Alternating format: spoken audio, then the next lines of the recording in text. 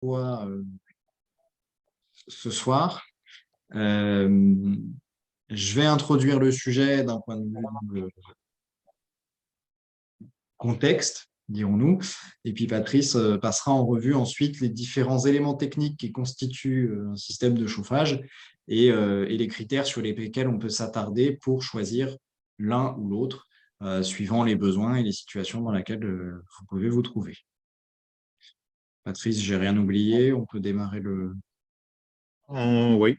Bonjour à tous déjà. Et pas de souci, Olivier, on peut y aller, ouais. Alors, dans un premier temps, on va surtout parler enjeu, contexte, après s'être représenté. Alors, on est, Patrice et moi, salariés d'une association qui s'appelle Alizé, qui s'est donné pour mission de promouvoir la sobriété énergétique. Retenez bien ce terme, on y reviendra un petit peu plus loin, et qui a aujourd'hui, parmi les missions qui lui sont confiées, l'animation des espaces France Rénov', anciennement Espace Fer et avant ça, Espace Info Énergie. Vous retrouvez un petit peu cette historique dans le logo qui reste sur notre présentation. Et on assure cette mission, notamment pour la communauté de communes Layon-Loire-Aubance, pour laquelle est organisé ce soir ce webinaire. La mission principale des conseillers, dont Patrice et moi faisons partie, c'est de vous recevoir en rendez-vous pour répondre à vos interrogations aussi diverses que variées sur vos projets de rénovation, que ce soit pour savoir par où commencer, dans quel ordre faire les choses, que ce soit pour avoir des arguments pour faire des choix techniques, pour avoir des informations au sujet des aides financières, pardon, ou bien pour avoir une relecture extérieure de devis que vous auriez pu faire établir. Quelques grandes lignes pour les enjeux aujourd'hui autour de l'énergie. On s'est fixé en France, à travers un certain nombre de lois, plusieurs objectifs que je vous invite à avoir en tête pour la suite de notre présentation. Le premier qu'on va retenir, ça va être celui de la diminution de consommation d'énergie fossile, pétrole, gaz et charbon, une diminution de 30% en 2030 par rapport aux consommations du début des années 2000. Objectif parallèle en 2030, c'est que dans le mix énergétique français, un tiers soit d'origine renouvelable. Tout ça participant d'un objectif final de consommation, de réduction des consommations totales à horizon 2050 de moitié par rapport à 2012. Donc gardez ces grandes lignes en tête. On va chercher globalement à réduire nos consommations et dans ces consommations, essayer de limiter la part des énergies fossiles et d'augmenter celle des énergies renouvelables. Pour replacer aussi les choses dans leur contexte, aujourd'hui, le secteur résidentiel en France, donc les bâtiments à usage d'habitation, représente 20% de l'énergie consommée en France, dont une grande partie pour le chauffage.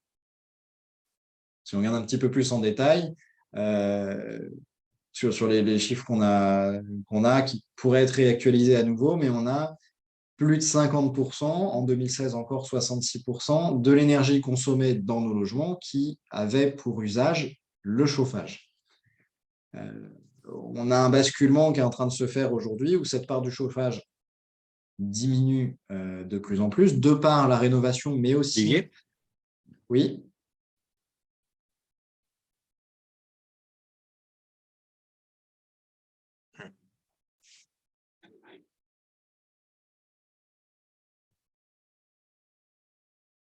Patrice, on m'a perdu. C'est bon, Olivier ? C'est bon. Je t'entends, ouais. Donc je disais, Il y a eu une petite coupure.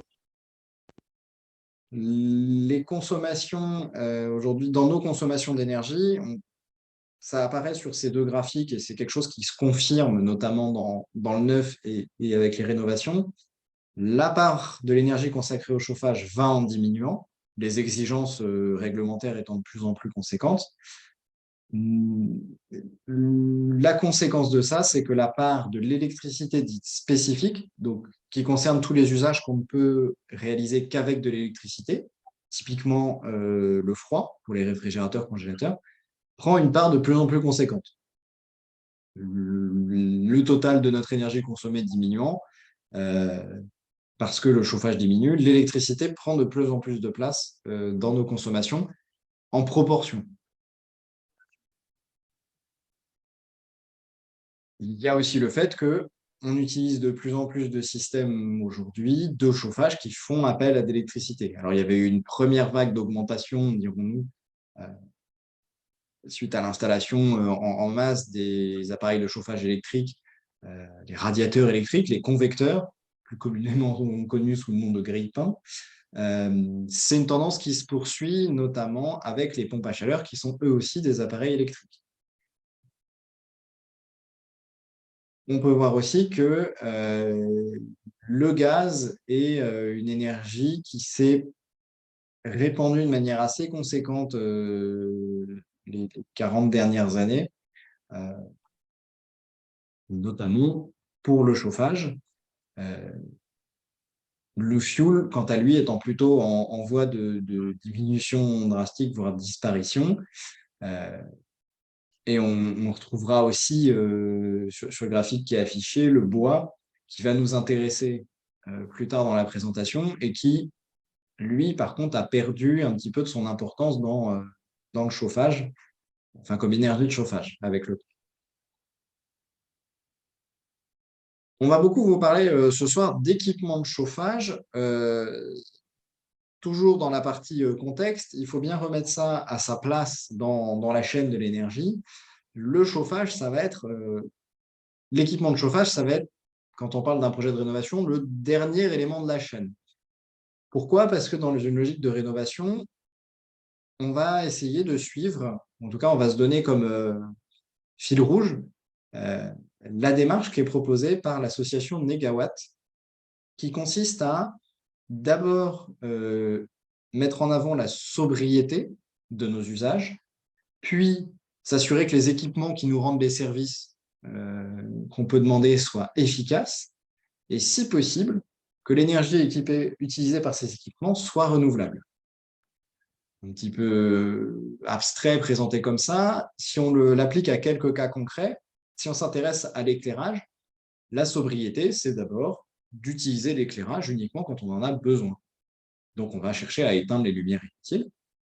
L'efficacité, c'est, maintenant qu'on a bien cerné notre besoin, faisons en sorte que nos ampoules soient efficaces.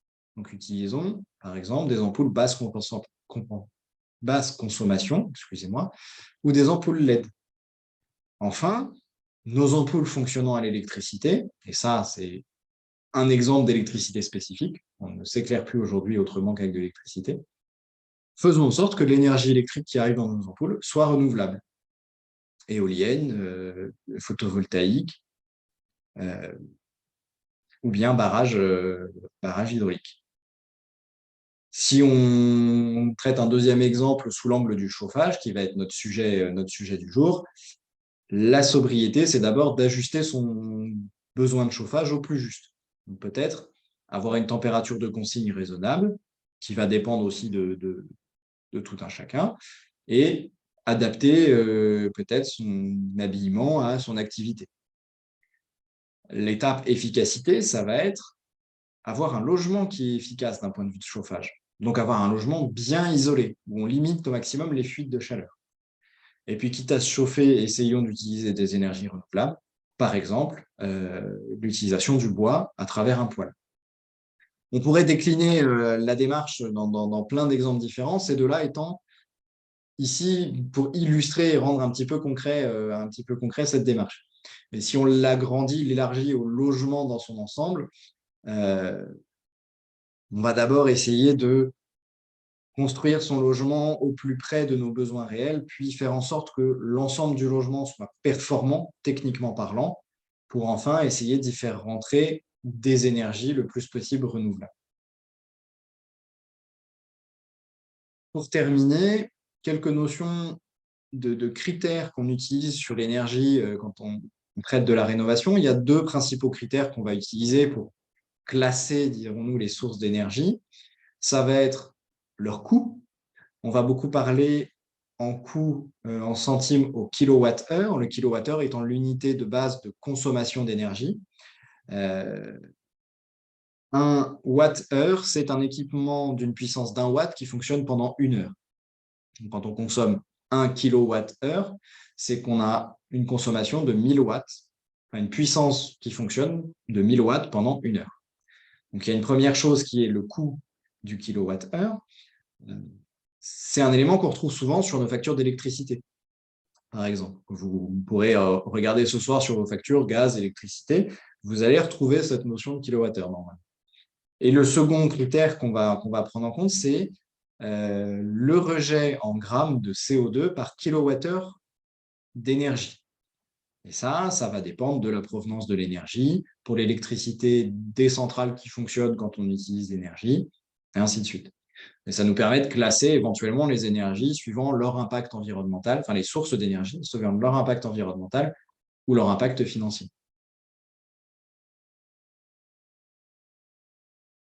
Vous avez voilà, une autre version, dirons-nous, de l'impact CO2 de différents équipements, notamment de chauffage entre les chaudières fuel et les chaudières bois. N'est pas annoncé explicitement, mais est caché derrière ces notions de coût au kilowattheure ou d'impact CO2 au kilowattheure, la notion d'efficacité de l'équipement. Un équipement qui brûle 1 mètre cube de gaz peu efficacement va probablement dégager beaucoup plus de CO2 qu'un équipement récent qui a une meilleure combustion du gaz, ce qui va rejeter moins de CO2 et permettre de récupérer plus d'énergie pour le chauffage. Donc, il y aura aussi cette question du rendement à avoir en tête lorsqu'on aborde un peu les critères de choix de l'énergie, voire des équipements. Voilà pour les quelques petites notions qu'on voulait rappeler en introduction, que ce soit sur les objectifs qu'on cherche à atteindre, donc de diminuer nos consommations et de tendre vers des consommations de plus en plus renouvelables, ou que ce soit sur l'idée de d'abord privilégier la sobriété, puis l'efficacité des équipements, et enfin, quelques petits éléments sur comment peut-on classer les énergies et leur impact à la fois financier, mais aussi environnemental. Je vais laisser la main désormais à Patrice pour vous présenter les différents équipements de chauffage, en commençant par les émetteurs. Je te rends la main sur le partage d'écran. Oui, vas-y.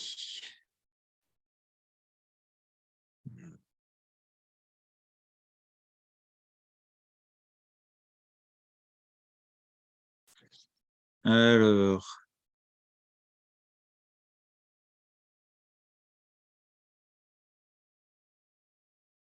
voilà. Donc, je vais revenir, moi, au niveau où on était. Voilà, critères de choix de l'énergie. Aujourd'hui, on va avoir aussi. Attends, je peux mettre ça. Voilà, critères de choix des émetteurs. Bon, aujourd'hui, ce qu'on va pouvoir détailler, ce sont les différents types d'émetteurs qu'on va retrouver sur du chauffage central. Donc, on va commencer par ce qui a été pendant longtemps installé, on va dire dans les années 70, à une période où l'électricité était peu chère, qu'on a retrouvé dans les années 80 aussi, c'était du radiateur électrique. Donc, du grille-pain, on est passé aujourd'hui sur des installations plutôt, voilà, des installations avec de l'inertie. C'est un avantage, c'est un coût d'installation plutôt faible. La qualité de chauffe a augmenté, on peut les programmer aussi. Par contre, effectivement, comme indiqué là, on arrive quand même sur un chauffage qui est plutôt intéressant en appoint, mais qui par lui-même revient plutôt très cher. Là, on va rentrer maintenant sur des émetteurs à eau, donc sur du chauffage central à partir d'une chaudière. Dans les émetteurs à eau, on va reconnaître deux systèmes en fait. Vous allez retrouver les radiateurs haute température, dans lequel on va envoyer une température d'eau qui va partir de 50, 55, 60 degrés. Là, dans ces émetteurs-là, on va retrouver principalement les anciens radiateurs fonte, qui sont souvent, qu'on trouve, qui sont très grosses dimensions dans les pièces. On les retrouve souvent dans des maisons assez mal isolées de base. Les maisons restantes, en fait, vont se retrouver plutôt avec des systèmes basse température, c'est-à-dire des radiateurs que vous allez trouver aussi d'assez grande dimension, mais qui vont permettre de chauffer en faisant passer une eau à l'intérieur entre 35 et 40 degrés. De même, on peut voir les planchers chauffants. Sur un plancher chauffant, on va partir plutôt autour de 35 degrés. Donc, on va permettre d'avoir des rendements de fonctionnement des machines, des chaudières, plutôt intéressants, sur tous ces systèmes basse température. On va retrouver aussi d'autres appareils, ce qu'on appelle des unités intérieures, qu'on va retrouver sur les pompes à chaleur RR. Donc, je vous l'ai mis là. Normalement, ce n'est pas forcément des émetteurs qu'on retrouve pour chauffer une maison entière, mais ça arrive quelquefois. Donc, vous avez des unités murales, le split qu'on retrouve en haut, qu'on retrouve ici en haut. Vous avez des unités murales qu'on va mettre un petit peu comme des radiateurs et des cassettes qui viennent s'en mettre au plafond. Et ensuite, vous avez ici des systèmes de soufflerie complets, en fait, qui permettent de réchauffer toutes les pièces ou de les refroidir aussi en hiver, en été. Bon, maintenant, on va passer sur les types de chaudières, les différents types de chaudières. Donc, on va commencer par toutes sortes de pompes à chaleur. Donc, la principale, c'est la pompe à chaleur RO qu'on retrouve beaucoup installée. L'avantage, c'est qu'on a une seule source d'énergie électrique et l'air extérieur. On ne stocke pas, c'est un faible encombrement. La pompe à chaleur RO, son avantage, c'est qu'elle va utiliser les calories de l'extérieur pour, par un système de compression, venir réchauffer de l'eau à l'intérieur et l'envoyer dans les circuits. Elle est intéressante lorsqu'on part sur des émetteurs basse température. Par contre, elle devient tout de suite beaucoup moins efficace lorsqu'on part sur de l'émetteur haute température, tels que les radiateurs fonte ou les anciens radiateurs haute température, parce que là, son rendement va réellement se dégrader très vite et va être beaucoup moins intéressant en hiver lorsqu'on en a le plus besoin, c'est-à-dire lorsqu'il fait vraiment froid à l'extérieur. Sur ce type de produit-là, aujourd'hui, dans les devis qu'on voit, nous passer, Olivier pourrait me le confirmer aussi, on est assez vite rendu sur des 14 000 à 15 000 euros sur des maisons d'une centaine de mètres carrés.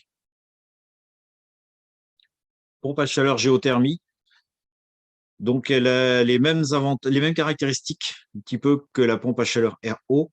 Son avantage à elle, c'est que son échange de chaleur se fait par rapport au sol. Donc, vous avez une température qui est constante et plutôt élevée, donc un rendement qui sera forcément beaucoup plus important que sur une pompe à chaleur RO. Par contre, de la même façon, si vous partez sur de l'émetteur haute température, son rendement va se dégrader et son fonctionnement sera moins bon que sur un plancher chauffant ou des radiateurs basse température. À savoir aussi que sur ces deux types de produits, aujourd'hui, la durée de vie moyenne d'une pompe à chaleur RO, c'est environ 12 à 15 ans, dans le meilleur des cas. Sur une pompe à chaleur géothermique, il est assez fréquent de voir des machines qui fonctionnent 20-25 ans, sans aucun problème. Le frein sur cette technologie, c'est plus le coût. On est rapidement monté autour des 25 000 à 30 000 euros. Et il faut aussi, si on est sur une géothermie horizontale, avoir du terrain. Il faut compter environ, en géothermie horizontale, le double de la surface de la maison à chauffer, enfin le double de la surface à chauffer de la maison pour pouvoir mettre les capteurs horizontaux. Et autrement, il faut faire un forage pour aller faire du captage vertical. Donc, c'est ce qui entraîne une hausse des coûts. Il y a d'autres précautions à prendre aussi, surtout sur la RO. Pensez à éloigner l'unité extérieure du voisin. Elle fait du bruit, même si les ingénieurs aujourd'hui tendent à réduire ce bruit. L'éloigner des fenêtres. Et si on la met vraiment à côté de chez le voisin, essayez de mettre un écran anti-bruit parce qu'il faut vraiment le protéger. On a ensuite les chaudières bois et les poêles bouilleurs, en fait, qui vont aller aussi pour repartir sur des émetteurs. L'avantage, c'est qu'on est sur une énergie renouvelable, locale. Le bois, on en trouve partout chez nous, non polluante, avec un prix très intéressant. Le souci qu'on peut avoir, par contre, c'est de stocker le bois. et de le charger. C'est l'entretien et le chargement d'une chaudière bois ou d'un poêle bouilleur, c'est une contrainte et il faut en prendre compte avant de l'installer dans sa maison. Là, on vous met quelques exemples. Le stockage du bois, en fait, il faut qu'il ait séché au moins 2 ans avant de pouvoir l'utiliser. Le degré d'hygrométrie intéressant, c'est moins de 30%. Ensuite, en restant dans le bois, on va avoir la chaudière granulée de bois. Son avantage, c'est qu'on est comme sur une chaudière traditionnelle. On a moins d'entretien que sur une chaudière en bois. C'est de l'énergie renouvelable aussi, locale, puisqu'on en produit sur le secteur. Le prix du combustible, pour l'instant, est très intéressant, bien plus bas que le fuel, le gaz et même l'électricité sur le prix de revient global. C'est un système central, complet. Et aujourd'hui, les qualités de bois et de pellet sont calibrées et normées, donc on n'a pas de souci non plus là-dessus. Les inconvénients qu'on nous donne, c'est le silo qu'on est obligé d'inclure en fait avec la chaudière, qui lui peut être encombrant. Généralement, on est autour de 2 mètres carrés d'encombrement au sol sur environ 1,80 m à 2 mètres de hauteur. Pour vous donner une idée, aujourd'hui, en chauffage, si vous utilisez 1000 litres de fuel, il vous faudra environ 2000 kilos de pellet pour faire la même chose. L'autre inconvénient à connaître, c'est qu'une chaudière à pellet ne fonctionnera pas en été pour alimenter un ballon d'eau chaude.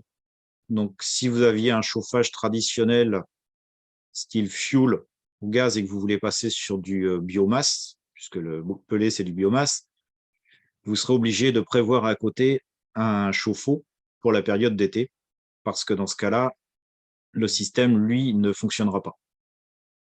Le coût d'une chaudière avec son silo peut osciller entre 15 et 20 000 euros.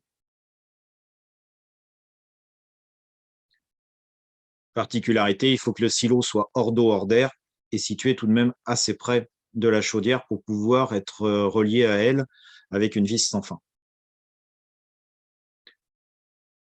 Le réseau gaz, lorsqu'on est sur du gaz de ville, on reste sur une situation plutôt intéressante. Pour l'instant, le gaz est toujours utilisé. L'avantage du gaz, c'est que la chaudière, aujourd'hui, est un des produits qu'on retrouve les moins chers. C'est une utilisation plutôt très simple. Et avec les systèmes à condensation, on est sur un rendement très, très intéressant. À savoir que le système de condensation sur une chaudière gaz va fonctionner principalement lorsque l'on travaille en basse température. Si vous repartez sur des radiateurs haute température, c'est-à-dire à plus de 50 degrés, on n'aura pas de système de condensation. Le système de condensation de votre chaudière ne fonctionnera pas. Mais vous aurez quand même un rendement autour des 90%. Donc, pas de souci. Là, on vient aussi sur du granulé avec un granulé hydraulique. Par contre, ça va impliquer aussi, tout comme tout à l'heure, je ne vous en ai pas fait part, effectivement, sur le bois, ça implique la nécessité d'avoir un ballon tampon pour pouvoir ensuite alimenter tout votre circuit d'eau de chauffage. Donc, le poêle à granulés hydraulique, en plus, a un désavantage par rapport à la chaudière à pellet, c'est qu'il va falloir le charger manuellement, alors que la chaudière à pellet, elle, est généralement associée à un silo qui évite d'avoir à s'en occuper pendant toute la saison de chauffe. Ensuite, on a la possibilité, on parlait tout à l'heure des radiateurs électriques, on peut les associer avec des appareils indépendants. Donc, poêle à granulés, donc son avantage, c'est le prix du granulé, peu d'utilisation d'électricité, énergie renouvelable et une très très bonne qualité de chauffe. Vous êtes en fait sur le poêle à granulés comme sur une petite chaudière d'intérieur, puisqu'on peut la programmer pour la déclencher le matin, le soir, lorsqu'on travaille. Et on a un stockage qui permet de la faire fonctionner pendant quelques jours. Après, attention, quand même, on est sur du pellet, donc on a une vis sans fin et un niveau sonore qui existe régulièrement. Et ensuite, comme tout appareil à bois, ça nécessite un entretien régulier, plusieurs fois par semaine, pour nettoyer et le cendrier et évacuer les cendres. Dans la continuité, le poêle à pellet, poêle à granulés aussi, à insufflation d'air chaud. En fait, on repart sur un simple poêle à granulés sur lequel on va permettre la distribution de chaleur par l'ajout d'un ventilateur. Attention, la limite, c'est les longueurs de gaine et, et la possibilité de chauffer quand même la maison en entier avec ça. Le poêle à bûche. Le poêle à bûche, lui, c'est vraiment la solution d'appoint, l'intersaison souvent, parce que vous allez avoir un appareil qui va nécessiter un chargement matin, soir, enfin, il faut du monde présent pour pouvoir s'en occuper. L'avantage, c'est que vous pouvez, si vous avez un espace ouvert, chauffer plutôt facilement tout cet espace avec un appareil bien dimensionné. L'inconvénient, bah, c'est toujours la même chose avec le bois. Il faut le faire, le charger, le nettoyage et la manutention. Donc, c'est réservé à des personnes qui réellement ont l'envie de se lancer là-dedans. Dernier appareil indépendant sur lequel, au vu de ce que Olivier nous a dit avant, nous ne mettrons pas l'accent, mais on va en parler quand même, c'est la pompe à chaleur RR. Voilà. Ça peut être utilisé parfois, ponctuellement, on le retrouve. Nous, il est évident qu'on ne mettra pas forcément l'accent dessus, mais ça peut servir de chauffage et de climatisation lorsque l'on n'est pas dans les principes d'isolation parfaite. Par contre, la qualité de chauffe n'est pas excellente. On est sur de l'énergie électrique et les rendements en hiver pour le chauffage sont plutôt mauvais. Donc là, on peut voir effectivement le coût d'évolution. Bon, le coût d'évolution, c'est quelque chose qui a été fait il y a quelque temps. Il ne tient pas compte des évolutions qu'on a actuellement avec la crise en Ukraine et la crise sur les énergies. Donc le gaz est plutôt bas, alors qu'il a tendance à monter plutôt vite. Le pellet monte aussi, l'électricité aussi.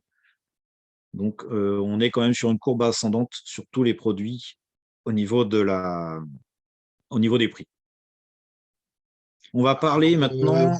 Patrice, Oui, avant de passer à la production de chaude sanitaire, peut-être qu'on peut faire une petite pause si vous regardez. voulez intervenir pour poser des questions par rapport aux différents équipements que Patrice a présentés.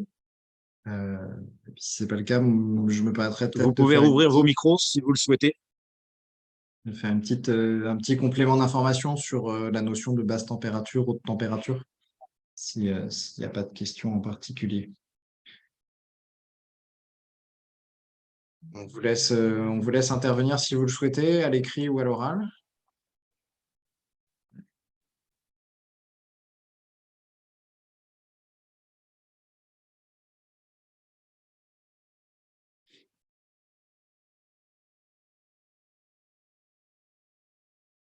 S'il y a pas de questions, je vais juste apporter deux précisions par rapport à la présentation qui a été faite par Patrice jusqu'à présent. Oui.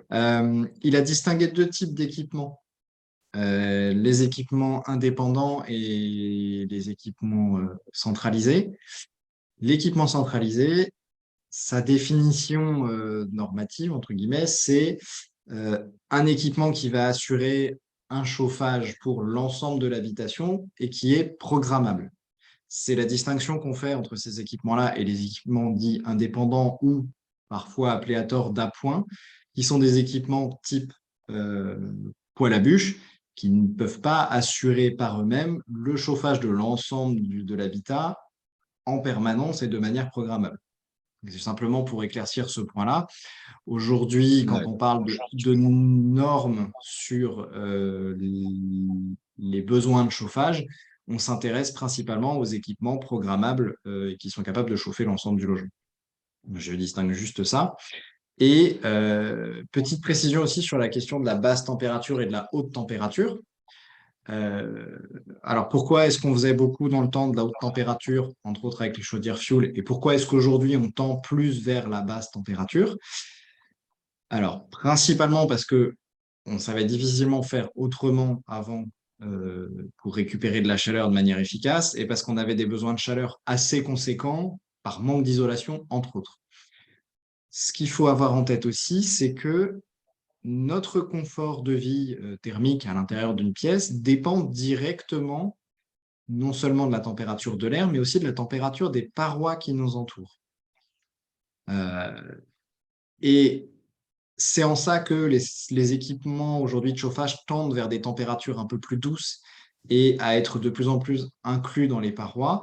C'est parce que on est d'autant plus confortable que la température est homogène. Donc, on va essayer d'éviter les grands écarts de température entre, par exemple, un convecteur électrique qui va chauffer l'air au-dessus de lui à 35 degrés et puis l'autre côté de la pièce qui est près de la fenêtre à 15 degrés, ou des radiateurs en fonte qui peuvent monter à 30, 35, 40 degrés. Et puis, pareil, toujours cette même fenêtre de l'autre côté de la pièce qui a une température très différente.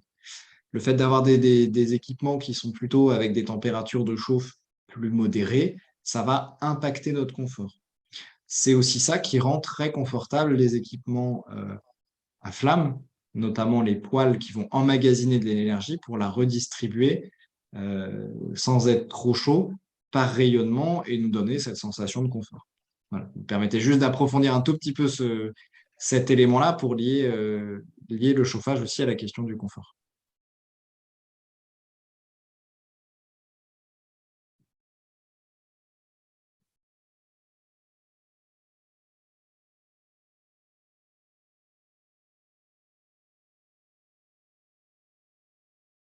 Je vois la question d'Igor.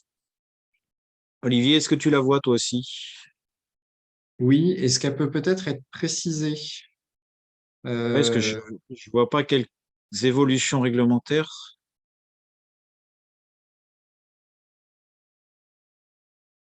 Les équipements installés en 2022.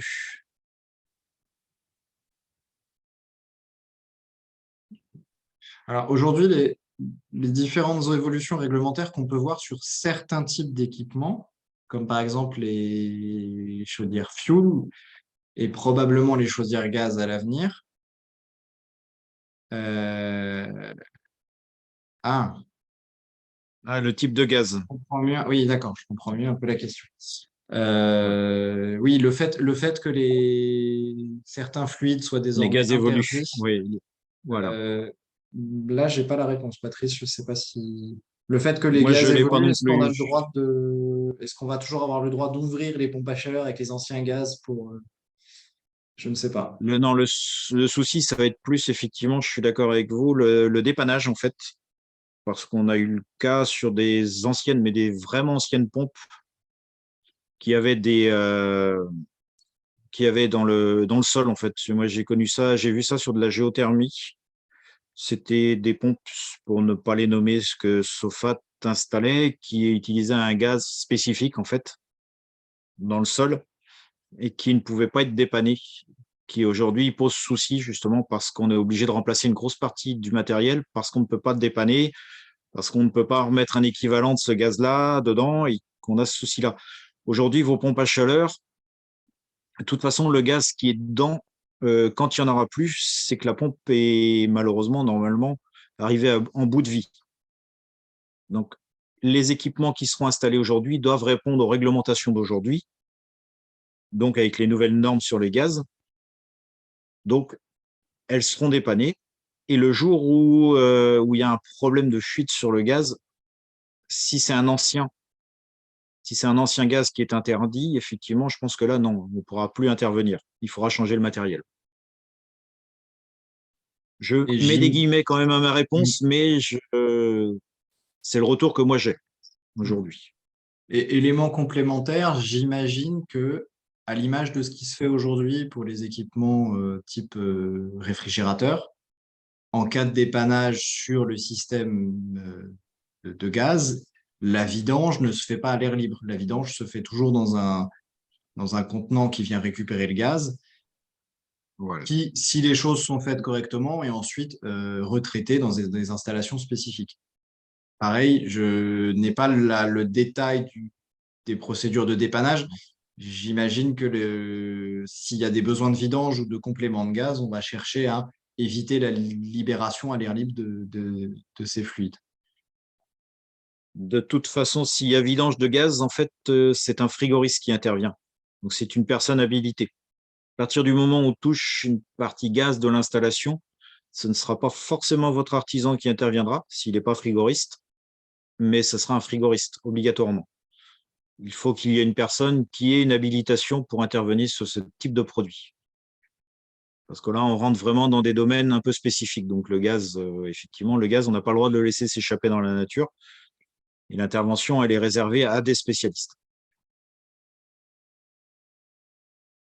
Donc j'espère qu'on a répondu à votre question. Mais il me semble que vous m'avez mis oui, donc ça devrait aller. Ce que je vais faire, c'est que je vais continuer maintenant sur la production d'eau chaude sanitaire, qui est en complément, qui n'est pas tout à fait un mode de chauffage, mais qui est un complément qui intervient régulièrement, nous, dans les discussions au niveau du mode de chauffage. Parce que sur les anciennes chaudières qui étaient fuel, généralement, la production d'eau chaude était réalisée par la chaudière. Sur les chaudières gaz, ça se fait aussi. Sur les pompes à chaleur, les choses sont un petit peu différentes. Ce n'est pas une obligation. Sur les chaudières bois, c'est la même chose. On n'est pas obligatoirement avec une production d'eau chaude associée. Donc aujourd'hui, en fait, on se retrouve avec 3 types de modes de chauffe-eau. En fait, on a le chauffe-eau électrique. Donc c'est simple, on a une résistance ou isolée ou directement en contact avec l'eau qui vient se mettre dans un corps qui est lui-même isolé avec une mousse pour permettre de garder la chaleur. Là, on est sur le chauffe-eau standard, stéatite ou standard. On a vraiment différents types de chauffe-eau, mais là, ces différences vont se voir au niveau du produit. Vous allez avoir ensuite le chauffe-eau thermodynamique. Le chauffe-eau thermodynamique, en fait, va reprendre le principe de la pompe à chaleur. C'est comme si vous aviez une mini pompe à chaleur, en fait, qui va venir récupérer les calories dans le local où est stocké le chauffe-eau. Et elle va produire, en fait, donc de l'énergie pour venir réchauffer votre eau chaude sanitaire. Le but de ce chauffe-eau thermodynamique, c'est de consommer moins d'électricité qu'un chauffe-eau électrique traditionnel. Ensuite, on a le dernier type de chauffe-eau, le chauffe-eau solaire thermique. Lui, il va utiliser des panneaux solaires thermiques sur le toit qui vont venir avec un liquide, venir réchauffer, faire un échange de température dans le ballon d'eau chaude sanitaire. Cette eau chaude sera utilisée donc pour votre maison. À savoir qu'un ballon d'eau chaude solaire thermique produit environ 60% de la consommation d'eau chaude d'une maison. Aujourd'hui, enfin, 60% de la consommation normale d'eau chaude. Donc, il aura toujours en appoint une chaudière ou un mode de chauffage qui lui permettra, lorsqu'il n'y a pas de soleil, de venir faire le complément de chaleur pour l'appareil. Pour aller plus loin, on va juste une petite aparté. Oui, 60% du besoin d'eau chaude sur l'année, en fait. Donc, il va plutôt se concentrer sur l'été. Et l'hiver, c'est pour ça que ce type de chauffe-eau peut être intéressant, couplé l'hiver sur une PAC ou couplé sur une chaudière biomasse ou un autre type de mode de chauffage qui va travailler l'hiver, en fait. Pour aller plus loin, il y a un mode de chauffage que je n'ai pas inscrit dans le mode là, c'est le chauffage solaire, parce qu'il réclame une installation plus complexe et c'est quelque chose qu'il faut vraiment aller chercher beaucoup plus loin. Il réclame une maison bien isolée, généralement BBC à la base, et c'est une installation assez complexe, donc je préfère ne pas en parler ce soir, mais si vous avez des questions, on pourra aborder le sujet après. Aujourd'hui, ce qu'on peut vous ramener aussi, c'est tous différents liens que vous retrouverez puisqu'on vous renverra ce document après le webinaire, enfin, dans la semaine prochaine normalement. C'est tous les renseignements en fait avec nous, les espaces info énergie, les types de chauffage, filière du bois, les associations professionnelles, voilà, et les aides financières. Et choisir un professionnel aussi. Il faut savoir que nous, vraiment, comme disait Olivier en début, on est là vraiment pour vous accompagner. Donc, on va essayer de définir vos besoins. On va essayer de cerner vos besoins avec vous. C'est pas un monologue qu'on fait quand on vous reçoit. c'est un échange. On va essayer de définir votre projet, peut-être vous amener à faire plus. On va vous emmener ensuite sur le choix des devis. On va vous accompagner. On reste toujours, nous, à l'écoute si vous avez besoin de nous pour relire ou pour revoir votre vie. On a un regard surtout sur les définitions techniques qui sont données dans votre vie et les normes qui sont portées dessus pour pouvoir aller sur les aides. On a une tendance à regarder aussi un petit peu les prix, parce qu'on a quand même une bibliothèque un petit peu qui commence à s'étoffer sur ce qui se fait en devis, donc pour savoir si les artisans sont vraiment dans les tarifs ou s'ils sont un petit peu hors normes. On étudie avec vous aussi les aides disponibles et ensuite c'est à vous de faire réaliser les travaux.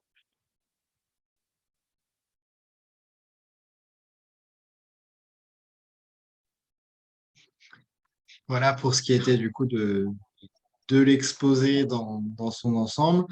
Il nous reste voilà, une Je, petite dizaine de minutes je vois une avant. question justement. Oui, Donc, un système solaire combiné est grossièrement un oui, chauffe-eau c'est une précision que j'ai apportée chauffe-eau à l'écrit. solaire. Une Vas-y. précision que j'ai apportée à l'écrit pour compléter D'accord, ouais.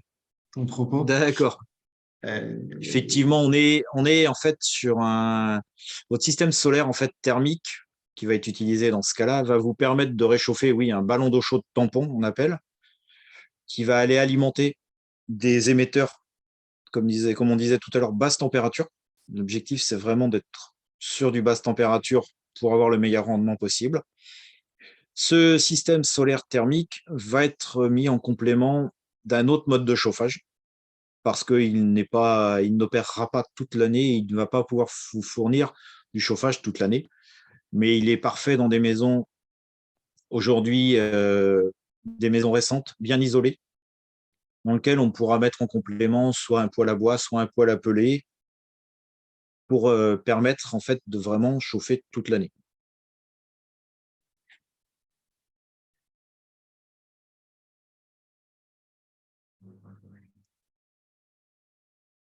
Maintenant, si vous avez des questions, moi, je vous invite à rouvrir vos micros. Si vous le voulez, on n'est pas trop nombreux, donc on peut se permettre, en fait, de rouvrir les micros si vous avez des questions à poser, et on va tâcher d'y répondre avec Olivier.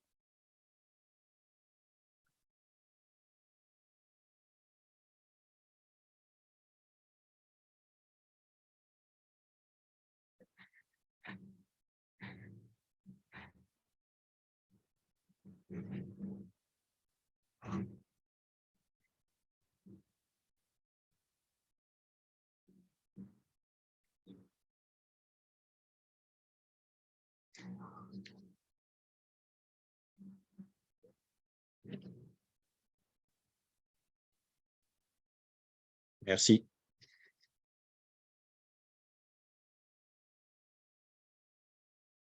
Olivier, si on n'a pas de questions, tu peux lancer le. Je crois que tu avais un sondage pour la fin.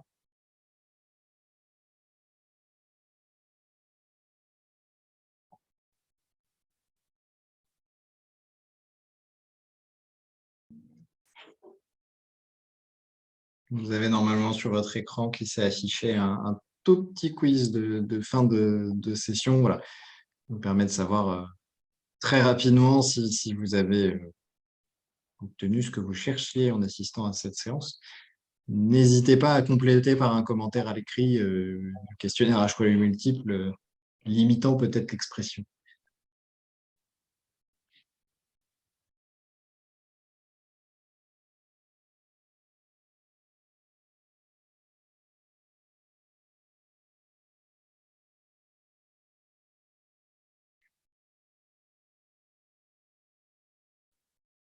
Alors, pour pouvoir nous contacter plus directement et éventuellement avoir un rendez-vous, vous retrouverez, tu me corrigeras si je dis pas si je dis une bêtise, Patrice, mais dans le diapo, le numéro de téléphone de l'accueil téléphonique France Rénov.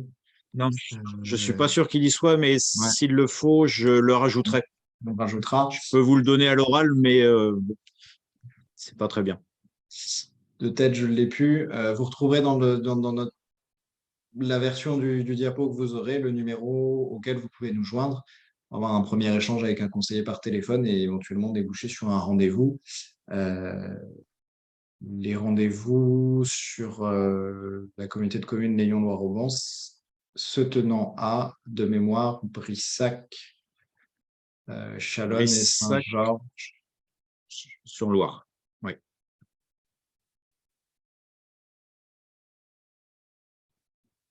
Pour réaliser un audit énergétique, il y a plusieurs Plusieurs solutions. possibilités.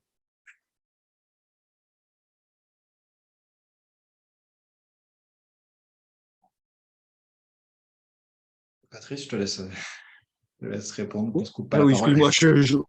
Ouais. Non, non.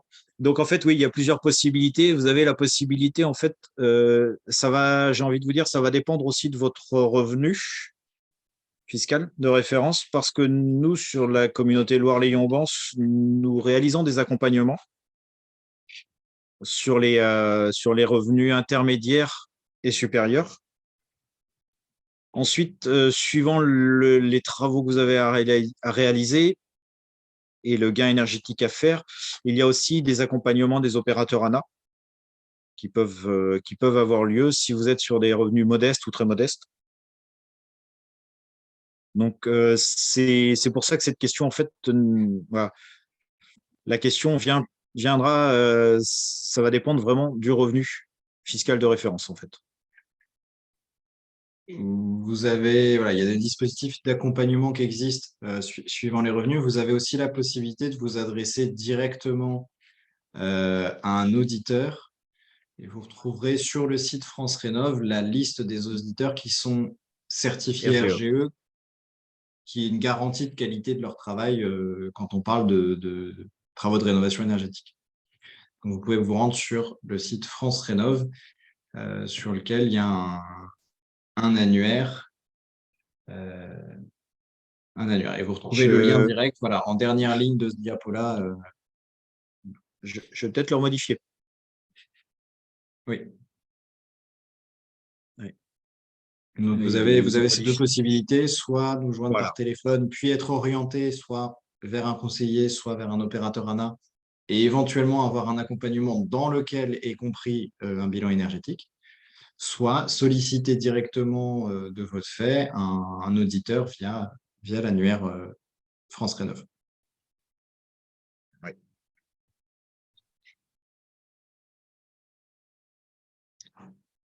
Bien, écoutez, si vous n'avez pas plus de questions, nous allons mettre fin. Attendez. Nous allons mettre fin à ce webinaire en vous remerciant de votre attention et en vous souhaitant une bonne soirée.